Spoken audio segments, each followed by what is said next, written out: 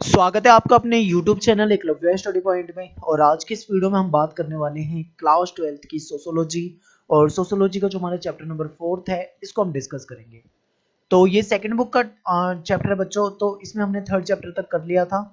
Book है हमारी भारत में सामाजिक परिवर्तन एवं विकास, ये हमारी बुक है। और चैप्टर हमारा फोर्थ, ग्रामीण समाज में विकास एवं परिवर्तन। तो यहाँ पे जो हम डिस्कस करेंगे वो करेंगे हम ग्रामीण समाज की, यानी कि ग्रामीण समाज की बात करने वाले हैं हम। तो सीधा सीधा हम बात करने वाले हैं गाँव की।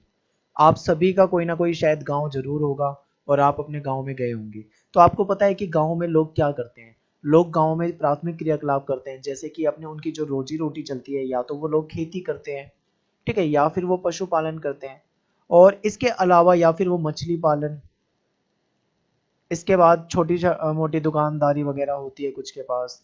और इसके अलावा भी बहुत सारे काम होते हैं। तो मैं मेन काम मैं आपको बता रहा था, जो मेनली काम होते हैं वो खेती, पशुपालन, मछली पालन, ऐसे कुछ काम होते हैं। तो यहाँ पे हम बात करने वाले हैं भारतीय गांवों की। आपको पता है भारत गांवों का देश कहा जाता है। और भारत में 5,93,616 से भी ज्यादा गांव हैं। इतने सारे गांव हैं हमारे भारत में, ठीक है। और अगर मैं बात करूं यहाँ पे 2001 की जनगणना, तो 2001 की जनगणना में जो आंकड़ा आया था, उस आंकड़े, उस डेटा के अकॉर्डिंग अगर मैं आपको बताऊं, तो लगभग जो 72% की आबादी है, लगभग 72% लोग गांव में रहते हैं 2001 की जनगणना के अनुसार। अगर मैं यहाँ पे बात करूं 2011 की जनगणना की, तो 2011 की जो जनगणना है इसमें ये आंकड़ा सामने आया कि लगभग 60% लोग गांव में रहते हैं। तो अब आप सोचो, 72%, 60%, यानी कि कहने का मतलब है कि जो ज्यादातर लोग हैं भारत में, वो कहाँ पर रहते हैं? वो गांव में रहते हैं। वो क्या काम करते हैं? खेती, पशुपालन, मछली पालन, अन्य कामों को करते हैं और गांव में रहते हैं। भारत में कितने गांव हैं? 5,93,000 से भी ज्यादा गांव हमारे देश में है। इसीलिए भारत को गांवों का देश कहते हैं। तो ये तो बेसिक मैंने आपको गांव के बारे में कुछ बताया। लेकिन हमारे जो टॉपिक शुरू होंगे उसमें सारी चीजों को हमें डिटेल में जानना है। तो ध्यान से वीडियो को देखें और सारी चीजों को समझने का प्रयास करें। तो भारत गांव का देश है, तो भारत में बहुत सारे राज्यों में गांव ही गांव है। तो भारत में बहुत सारे ऐसे त्योहार हैं, क्योंकि मेन चीज जो होता है वो हमारे गांव में वो खेती होती है। तो बहुत सारे ऐसे त्योहार हैं जो फसल से संबंधित हैं, यानी कि फसल कटने से, फसल पकने से, फसल बुआई से, इससे संबंधित बहुत सारे त्योहार होते हैं। मैं आपको अगर एग्जांपल दूं तो आपने पोंगल सुना होगा तमिलनाडु साइड में, ठीक है, तमिलनाडु। आपने बिहू सुना होगा असम में। आपने बैसाखी सुना होगा, बैसाखी जो पंजाब में। आपने अ, हरियाली तीज सुना होगा, हरियाली तीज। हरियाली तीज जो होता है वो हरियाणा में होता है। तो इस तरीके से फसलों से संबंधित भी हमारे यहाँ पे त्योहार होते हैं, ठीक है। ओणम सुना होगा आपने, ओणम जो मनाया जाता है वो केरल में मनाया जाता है, ठीक है। बहुत सारी चीजें हैं हमारे देश में जो मनाई जाती हैं विभिन्न जगहों पे। तो इसके बारे में हम यहाँ पे बताते हैं। अब चलते हैं हम सीधा, ग्रामीण समुदाय क्या है। आपसे ऐसा क्वेश्चन पूछा जाएगा, ग्रामीण समुदाय क्या है। और ये केवल 2 नंबर से ज्यादा का क्वेश्चन नहीं बनेगा। तो आपको ये बताना है कि ग्रामीण समुदाय जो होता है वो कृषि पे आधारित समुदाय होता है, यानी कि कृषि पे आधारित लोगों का समूह, जो कि कृषि पे उनकी मतलब रोजी रोटी ही कृषि है, खेती पर ही वो जीते हैं। तो ये एक ग्रामीण समुदाय होता है। अब वो खेती किसी भी चीज की हो सकती है, चाहे वो दलहन करें, तिलहन करें, कपास करें, गेहूं वगैरह, XYZ कुछ भी बोएं, लेकिन खेती से संबंधित अगर उनकी जीवन शैली है तो वो ग्रामीण समुदाय कहलाता है। आपके सामने मैंने यहाँ पे 2 टॉपिक लिख दिए हैं। इन दोनों टॉपिक को एक्सप्लेन करने के बाद हम अगले टॉपिक पे चलते हैं। तो पहला हम बात कर लेते हैं जाति व्यवस्था। आप सभी जानते हैं भारत एक ऐसा देश है जहाँ पे जाति व्यवस्था थी, जाति प्रथा थी, और आज भी जाति प्रथा है, ठीक है। अब यहाँ पे हम बात करते हैं कि आपको पता है कि जो व्यवसाय होता था, व्यवसाय यानी काम जो होता था, वो भी जाति पर ही आधारित था। आपने देखा ना, जो कुम्हार है, कुम्हार एक जाति है। और कुम्हार का काम क्या होता था? मिट्टी के बर्तन बनाना, ठीक है, मिट्टी के बर्तन बनाना। और इसके बाद जैसे बनिया होते हैं, बनिया जो होते हैं वो व्यापार करते हैं, दुकानदारी करते हैं। इसके अलावा सुनार हो गए, बढ़ई हो गए, ठीक है, लोहार हो गए, धोबी हो गए। तो इस तरीके से हमारे यहाँ पे जाति व्यवस्था थी और काम भी उसी के अकॉर्डिंग बटा हुआ था। एक टाइम तो ऐसा भी होता था बच्चों कि कोई मान लो कुम्हार का बेटा है तो वो कुम्हार ही बनेगा, उसके सामने ऑप्शन ही नहीं होते थे। बट आज के टाइम पे जाति जो है, जाति प्रथा में थोड़ी सा परिवर्तन आया है। अब कुम्हार का बेटा भी एक दूसरे बड़े काम में जा सकता है और सबके सामने मतलब अब समानता का अवसर है। एक तरह से देखें तो पहले जैसा बंधन नहीं रहा, लेकिन अभी भी बहुत सारी कमियां हमारे समाज में है। तो ये जाति व्यवस्था जो थी आपको समझा दिया। अब बात करते हैं कृषिक संरचना। क्या होता है कृषिक संरचना, आपको ये समझना है। तो कृषिक संरचना की बात कर लेते हैं। देखो भाई, हमारे सामने दो तरह के लोग हैं। एक तरह के लोग तो ऐसे हैं जिनके पास जमीन है, जिनके पास जमीन है। दूसरी तरह के लोग ऐसे हैं जिनके पास जमीन ही नहीं है। ठीक है, यही कृषि संरचना का एक एग्जाम्पल है। आगे मैं आपको एक्सप्लेन करता हूँ। गांव वगैरह में आप देखोगे कुछ लोग ऐसे होंगे जिनके पास खुद की जमीन होगी, मालिकाना हक होगा। लेकिन कुछ लोग ऐसे होंगे जिनके पास खुद की जमीन नहीं होगी, लेकिन वो मजदूरी के तौर पे दूसरों के खेत में काम करते होंगे। ठीक है, तो ये है। आपको पता है हमारा समाज जो है, हमारा समाज पितृसत्तात्मक समाज था, यानी कि पिता की संपत्ति पर उसके बेटों का अधिकार होता था, बेटियों का अधिकार नहीं होता था। तो जो जमीन जाती थी वो बेटे के हाथ में जाती थी। ऐसा ये सिस्टम चलता आ रहा था। तो जाति प्रथा में भी अगर आप ऐसा देखोगे कि गांव वगैरह में देखते हैं तो कुछ प्रबल जातियां होती हैं, जिनको प्रबल जाति बोलेंगे, जो अमीर जाति समझ लो। उनके पास बहुत बड़ी जमीन का मालिकाना हक होता है, आप उसको जमींदार भी कह सकते हो। ठीक है, अलग अलग राज्यों में अलग अलग जाति के लोगों के पास अलग अलग तरह की जमीनें होती थी, कम ज्यादा होती थी। किसी के पास बहुत ज्यादा जमीन होती थी तो किसी के पास बहुत कम जमीन होती थी, तो किसी के पास जमीन बिल्कुल भी नहीं होती थी। इसी को हम कृषि संरचना के तहत पढ़ते हैं। तो ये सारी बेसिक बातें बता रहा हूँ आपको। सपोर्टिंग भी पढ़ना है, आप एनसीईआरटी भी पढ़ना चाहते हैं तो एनसीईआरटी भी पढ़ लें। मेनली जो मैं वीडियो बना रहा हूँ एनसीईआरटी और सपोर्टिंग को ध्यान में रखते हुए बना रहा हूँ। मैंने आपके सामने कुछ नाम लिखे हैं।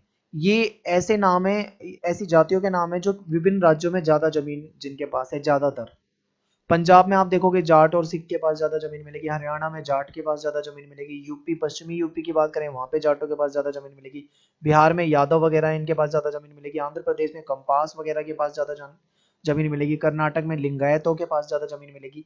तो ये कुछ ऐसे संप्रदाय हैं जिनके पास जमीनें ज्यादा हैं और ये सब कृषि संरचना के तहत आ जाती हैं चीजें।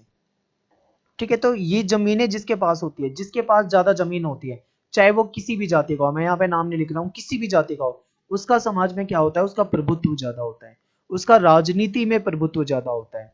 ठीक है, वो क्या करता है, गरीब लोगों का शोषण करता है, गरीबों का शोषण करता है। वो क्या करता है, बंधुआ मजदूरी कराता है, बंधुआ मजदूरी। ये सारी बातें अब नहीं होती है, बंधुआ मजदूरी वगैरह, लेकिन एक समय ऐसा था जब ये सारी चीजें ज्यादा होती थी। ठीक है, अब कम हो गई हैं चीजें। आपके सामने टॉपिक लिख दिया मैंने, जमींदारी प्रथा या जमींदारी व्यवस्था। क्या होता है जमींदारी प्रथा, जमींदारी व्यवस्था, इसे समझो। हमारे देश में क्या होता था कि एक ऐसा व्यक्ति होता था जिसके पास बहुत सारी जमीन होती थी। मान लो एक गांव है, गांव में बहुत सारी जमीन का कोई मालिक है, तो वो उस गांव का जमींदार हो जाएगा। जमींदार क्यों, क्योंकि वो जमीन अपने पास रखता था, जमीन का मालिक होता था, इसलिए उसको जमींदार कहते थे। अब क्या होता था भाई, जमींदार एक ऐसा व्यक्ति है जिसके पास पैसा ही पैसा है, जमीन ही जमीन है, ताकत है, सब कुछ है, रुतबा है, और उसके पास क्या है, राजनीतिक शक्ति भी है। अब ऐसे में वो क्या करता था, अपनी जमीन को, मान लो वो ये जो आपके सामने बनाए ये उसके खेत है, अपनी जमीनों को पट्टे पे दे देता था। पट्टे पे देने का मतलब आप समझ रहे हैं, कहने का मतलब ये है कि अपनी जमीनों को बटाई पे या किराए पे दे देता था। इसमें क्या करते थे, मजदूर आते थे, गरीब लोग आते थे, वो इनकी जमीनों पे काम करते थे, पूरे साल कमर तोड़ मेहनत करते थे। उसके बाद जो फसल होती थी, मान लो अगर 100 टन फसल हुई है तो उसमें से लगभग 50 टन, 60 टन, 70 टन जमींदार को मिल जाता था, और जो बाकी का बच गया 40 टन, 30 टन जो भी बच रहा है, ये एक मजदूर का होता था। यानी कि मजदूर को कहने का मतलब है कि इतनी मेहनत करने के बाद बहुत छोटा हिस्सा मिलता था, और जमींदार जिसके पास जमीन होती थी उसे घर बैठे इतना ज्यादा प्रॉफिट हो जाता था। तो ये हमारे यहाँ पे जमींदारी प्रथा थी, और इससे क्या हुआ, बहुत सारे मजदूरों का शोषण हुआ। ये जमींदार जो लोग होते थे, ये मजदूरों को क्या करते थे, ब्याज पे पैसे देते थे, ऋण देते थे। अब ये इनसे ऋण ले लेते थे, बाद में सारी जिंदगी ब्याज चुकाते रहते थे, ब्याज चुकाते चुकाते मर जाते थे, लेकिन उनका ब्याज खत्म नहीं होता था। और ये बहुत मतलब चीजें जो थी, गलत चीजें हमारे समाज में होती थी, जमींदारी प्रथा। तो जमींदारी प्रथा देखो, अब मैं आपको इसके बारे में एक और बात समझाता हूँ। यहाँ पे एक चीज समझो कि जमींदार लोग जो थे, इनका समाज में बहुत रुतबा था और ताकतवर होते थे। किसान इनके मजदूर होते थे, ऐसा चलता था। होता क्या था कि अंग्रेज जब आए, अंग्रेजों ने देखा कि भाई टैक्स लेना है हमें, अंग्रेजों का शासन है, उन्हें टैक्स लेना है। अंग्रेज अब सोच रहे थे यार डायरेक्ट हम किसान से टैक्स क्यों लें, क्योंकि डायरेक्ट हम क्या करते हैं जमींदार से ले लेते हैं ना टैक्स, क्योंकि जमींदार के नीचे हैं सारे किसान, सारे मजदूर, तो हम सीधा एक व्यक्ति से अगर टैक्स ले लेंगे, क्योंकि टैक्स लेने वाला व्यक्ति भी दमदार होना चाहिए, ऐसे नहीं कि कोई लोकल आदमी ऐसे ही चला जाए और सीधा बोले टैक्स दे दो, तो उसे तो शायद वो देने से मना कर दे, लेकिन जब कोई खतरनाक आदमी जाएगा तो कोई टैक्स देने से सोचेगा भी, तो इसलिए जमींदार के जरिए वो टैक्स लिया जाता था। तो ये होता था, ये जमींदारी प्रथा समझाती है और जमींदारी व्यवस्था समझाती है। इसके बाद मैं आपको एक और टॉपिक समझाऊंगा, लेकिन एक रैयतवाड़ी व्यवस्था भी आपको समझा देता हूं पहले। दूसरी व्यवस्था थी रैयतवाड़ी। रैयत का मतलब होता है किसान, रैयत कौन होता है, किसान। तो इस व्यवस्था में रैयत से यानी किसान से डायरेक्ट टैक्स ले लिया जाता था अंग्रेजों के द्वारा, यानी डायरेक्ट टैक्स लेते थे, बीच में जमींदार यहाँ पे नहीं होता था। तो बस ये दो व्यवस्था आपको समझा दी है। अब हमें एक चीज समझनी हमें ये है कि जमींदारी प्रथा जो अभी हम पढ़ चुके हैं, जमींदारी प्रथा जब हमारा देश आजाद हुआ 1947 में, तब हमको ये लगा कि जो बड़ी जमीन है वो उस व्यक्ति के पास है जिसको कोई इंटरेस्ट नहीं है जमीन रखने में, जिसका मतलब किसानी खेती में कोई इंटरेस्ट नहीं है, और एक व्यक्ति ऐसा है गरीब मजदूर है जिसके पास जिसकी रोजी रोटी उस खेत से चलती है, उसके पास खुद की जमीन ही नहीं है। तो ये देखा सरकार ने कि यार ये व्यवस्था तो बहुत बेकार है। फिर सरकार ने जमींदारी प्रथा को खत्म करने के लिए कानून बनाए और उस जमीन को बांटने की कोशिश की किसानों में, जिससे कि किसान की खुद की जमीन होगी तो वो पूरे इंटरेस्ट के साथ उसमें खेती करेगा, पूरे रुचि के साथ खेती करेगा और ज्यादा प्रोडक्शन होगा, उत्पादन ज्यादा होगा। ये सारी चीजें की गई थी। तो अभी मैं आपको ये बेसिक उस टाइम की बता रहा हूँ, आजादी से पहले ये जो व्यवस्था थी और आजादी के बाद का आपको एग्जाम्पल दे दिया। आगे चलते हैं टॉपिक पे। यहाँ समझो आप जो समझाना चाह रहा हूँ। देश आजाद हो गया है, अब मान लो अपना देश आजाद हो चुका है, 1947 के बाद की बात है, 1977 प्लस। सरकार ने देखा कि जो लोग किसान हैं उनके पास जमीन नहीं है, और जो लोग किसान नहीं है उनके पास इतनी सारी जमीन है। सरकार को ये बात पता लग गई कि जब तक हम किसानों को जमीन नहीं देंगे तब तक देश का भला नहीं हो सकता। सरकार ने क्या करा, सरकार ने कहा कि जमींदारी प्रथा खत्म, जमींदारी प्रथा खत्म। लेकिन क्या जमींदारी प्रथा खत्म, कानून बना दिया गया, क्या ये खत्म हुई? हम बोलेंगे कुछ जगह पे खत्म हो गई, लेकिन कुछ जगह पे खत्म नहीं हुई। जमींदार एक एक ये भी सिस्टम रख दिया गया कि एक लिमिट होगी जमीन रखने की, एक लिमिट में ही जमीन रखा जा सकता है। तो इन्होंने तोड़ निकाल लिया उसका। ये क्या करते थे, अपनी जमीन को किसी और के नाम पे कर देते थे, अपनी फैमिली में हो गया लो। ऐसे ही मतलब कुल मिला के सरकार ने कोशिश बहुत की, 1950 से लेके 1970 तक, 20 साल तक बहुत कोशिश की भूमि सुधार करने की, बहुत नए नए तरह के कानून बनाए, लेकिन सुधार हुआ, पर उतना ज्यादा नहीं हुआ जितना सरकार ने सोचा था। फायदा हुआ लेकिन उतना नहीं हुआ जितना होना चाहिए था, पर कुछ कोशिशें जरूर की गई। ये चीजें आप पॉलिटिकल साइंस में भी पढ़ चुके हो, हरित क्रांति। फिर क्या हुआ 1960 की, अगर मैं दशक की बात करूं, 1960 से 70 का जो समय था हमारे लिए बहुत गंभीर और बहुत खतरनाक समय था। खतरनाक समय क्यों था? देखो 1962 में हम चीन से युद्ध हारे, बहुत ज्यादा नुकसान हुआ, ठीक है। उसके बाद हमारे नेहरू जी मर गए, तो समझ लो ये भी नुकसान ही है। फिर उसके बाद हमारे जो लाल बहादुर शास्त्री जी आए, उस समय देश की वैसी ही व्यवस्था खराब थी, मानसून असफल हो रखा था, देश में सूखा पड़ा हुआ था, देश में खाद्यान्न का संकट हो रहा था। इसी टाइम पे फिर पाकिस्तान से युद्ध हो गया 1965 का। 1965 का युद्ध लड़ा तो फिर भारत को नुकसान हुआ। अब भाई हालांकि भारत जीत गया लेकिन नुकसान तो नुकसान ही है, लेकिन खाद्यान्न संकट बना रहा। तब ऐसे में समझ में एक चीज आई कि भाई क्या करें जिससे देश में अनाज का ये जो संकट है ये दूर हो जाए। सरकार सोच रही थी कि क्या करना सही रहेगा जिससे देश में अनाज का जो संकट है दूर हो जाए। तब सरकार ने एक ऐसी नीति बनाई, एक ऐसी पॉलिसी बनाई जिसके जरिए उन्होंने कोशिश की कि देश का खाद्यान्न संकट ठीक किया जाए। तो इसी को हम हरित क्रांति कहते हैं। हरित क्रांति में क्या क्या हुआ था आपको ये बता देते हैं। देखो हरित क्रांति के तहत सरकार ने किसानों पे ध्यान दिया। किसानों पे ध्यान देने का मतलब है उनको अच्छी क्वालिटी के बीज दे दिए, अच्छी गुणवत्ता के बीज, और सिंचाई सुविधा उपलब्ध करा दी, उर्वरक दे दिए, किसानों को सपोर्ट कर दिया, ठीक है। ये सारी चीजें कराई गई ताकि देश में क्या हो जाए, खाद्यान्न जो है वो मिले। तो हरित क्रांति से क्या हुआ, लाभ हुआ, लेकिन इससे गेहूं की और चावल की फसल बढ़ी। मेनली तो ये गेहूं की फसल के लिए जाना जाता है, तो गेहूं और चावल का उत्पादन जो था वो बढ़ गया था। इससे क्या हुआ था, इससे कुछ राज्यों का फायदा हुआ। जैसे कि मैं बात करता हूं, पंजाब को फायदा हुआ था, पश्चिमी उत्तर प्रदेश को फायदा हुआ था, ठीक है। इससे जो तट वाले इलाके थे, तमिलनाडु वगैरह, इनके कुछ हिस्सों में फायदा हो गया, लेकिन सभी जगह इसका फायदा नहीं हुआ। नई तकनीक आई, नई नई सिंचाई की परियोजनाएं चली, इससे फायदा हुआ। धनी किसान धनी हो गए, लेकिन जो भूमिहीन किसान थे उनकी दशा बिगड़ गई। यानी कि कहने का मतलब है कि हरित क्रांति लाई गई। हरित क्रांति जो थी, अगर उसको 100% करना था तो वो 100% नहीं कर पाई। लाभ हमें बहुत हुए, पर थोड़े बहुत उसके नुकसान भी हुए। तो ये चीजें, नुकसान क्या हुआ? नुकसान यही हुआ कि सभी राज्यों में फसल उत्पादन उतना नहीं बढ़ा। दूसरा क्या था कि सभी किसानों को उसका लाभ उतना नहीं मिला, बस। बाकी तो फायदे ही फायदे हैं इसके। इससे लेवल जो था हमारा काफी सुधर गया था। हरित क्रांति भी अगर हम देखें तो दो तरीके से चलाई गई थी। पहले तो सरकार ने सोचा कि ऐसे किसानों को मदद करो, ऐसे किसानों को मदद करो जिनके पास जरूरत का सामान नहीं है।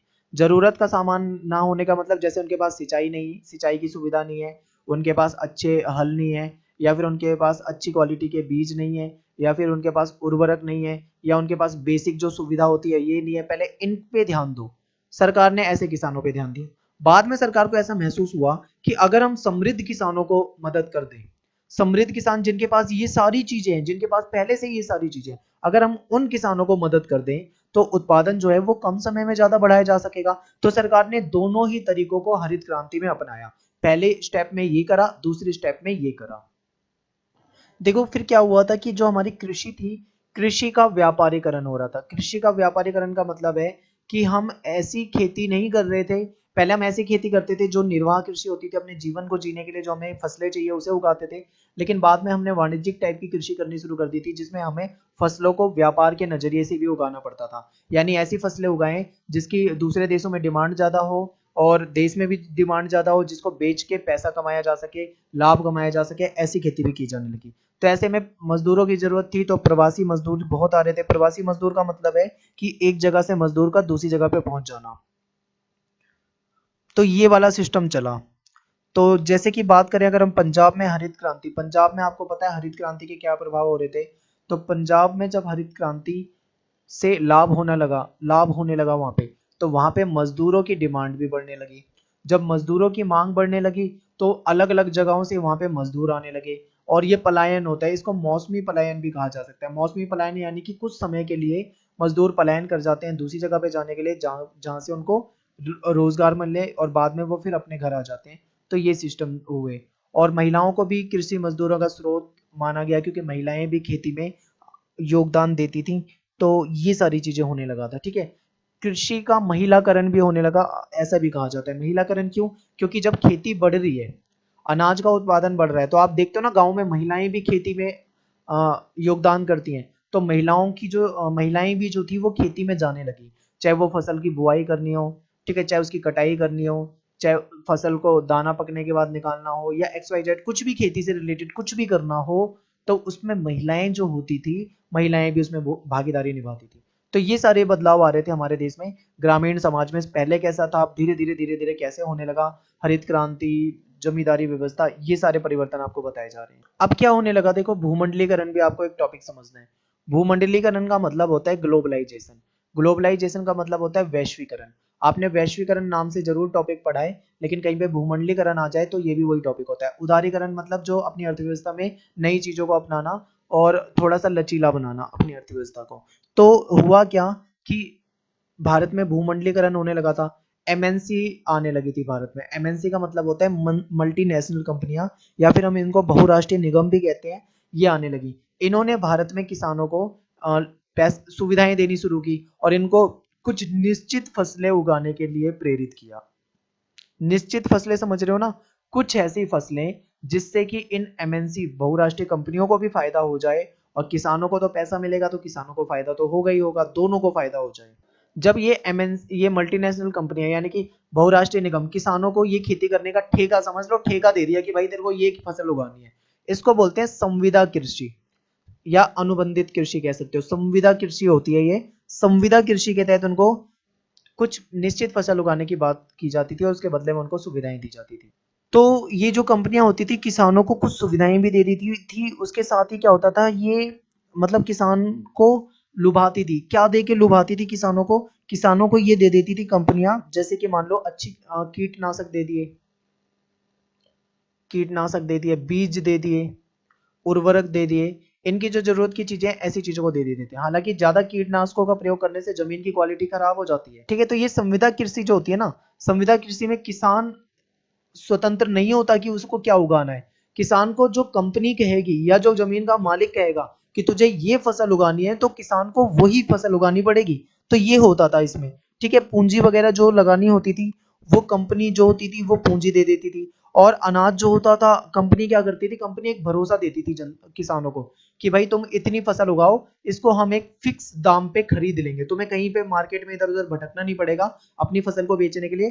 तुम फसल को उगाओ, तुम्हारी सारी फसल हम खरीद लेंगे, टेंशन ना लो, सारे पैसे तुम्हें मिल जाएंगे। ऐसे होता था। संविदा खेती के तहत किसानों को रोजगार तो मिल जाता था, लेकिन किसान जो होते थे वो अपने जीवन के लिए इन कंपनी पे भी निर्भर हो जाते थे। ये भी आपको ध्यान में रखना है। ठीक है, और इनको कुछ निश्चित फसलें उगाने के लिए कही जाती थी, जैसे मान लो कोई फूल हो गया या खीरे वगैरह उगाने के लिए कहा जाता था। ठीक है, तो ये चीजें कर दी जाती थी। तो संविदा खेती में एक चीज है, जो कीटनाशकों का प्रयोग ज्यादा होता था। जब कीटनाशकों का प्रयोग ज्यादा होता था तो फसल तो अच्छी मिलती थी, फसल में दिक्कत नहीं है, लेकिन इससे पर्यावरण को नुकसान होता था। ये चीज ध्यान में रखनी है। और दूसरी चीज क्या है, जमीन की जो क्वालिटी होती है, यानी कि जमीन की जो उर्वरता क्षमता है वो धीरे धीरे कम हो जाती थी। ये नुकसान जरूर होते थे। अब लास्ट टॉपिक कर लेते हैं, किसान का जीवन। किसान का जो जीवन होता है वो हमेशा दुखों से भरा होता है, आप ऐसा कह सकते हो, क्योंकि किसान को जो काम होता है उसका बहुत मेहनत वाला काम होता है। ठीक है, किसान की जो जिंदगी होती है वो कहीं ना कहीं सिंचाई और इस पे निर्भर रहती है। तो मानसून पे निर्भर रहती है। मानसून, मान लो अगर मानसून अच्छा नहीं होता है तो किसान की फसलें नष्ट हो जाती हैं। फसलें नष्ट होने से किसान डूब जाता है। डूबने का मतलब है कि वो कर्ज ले लेता है। जब किसान बहुत सारा कर्ज ले लेता है और अगर मानसून असफल रहा तो किसान कर्ज को नहीं चुका पाता है। और कई बार ऐसा हो जाता है कि किसान अगर कर्ज को नहीं चुका पाता तो उसे मजबूर होकर आत्महत्या करना पड़ जाता है। इससे किसानों के साथ बहुत गलत होता है। अक्सर हमें ये सुनने में आता था कि इस गांव में इस किसान ने हत्या कर ली, उस गांव में उस किसान ने आत्महत्या कर ली, ऐसी चीजें चलती रहती थी। तो इस चैप्टर में से जो जितनी भी बेसिक चीजें थी, मैंने आपको कम से कम 22 मिनट में, हमारी वीडियो खत्म हो रही है, लगभग 22 मिनट में मैंने आपको सारा बेसिक जो इस चैप्टर का है बिल्कुल अच्छे तरीके से समझा दिया है। वीडियो को बिल्कुल ढंग से देख लोगे, उसके बाद एक बार सपोर्टिंग पढ़ लो या एनसीईआरटी पढ़ लो, टॉपिक आपके सारे क्लियर हो जाएंगे बिल्कुल। तो आज के इस वीडियो में इतना ही, और मिलते हैं अपने नेक्स्ट वीडियो में। नेक्स्ट चैप्टर जब भी हमारा आएगा तो उसमें हम देखेंगे। तो वीडियो को लाइक जरूर कर दें, प्लीज कमेंट कर दिया करें, शेयर कर दें अपने दोस्तों में। धन्यवाद। जय हिंद, जय भारत।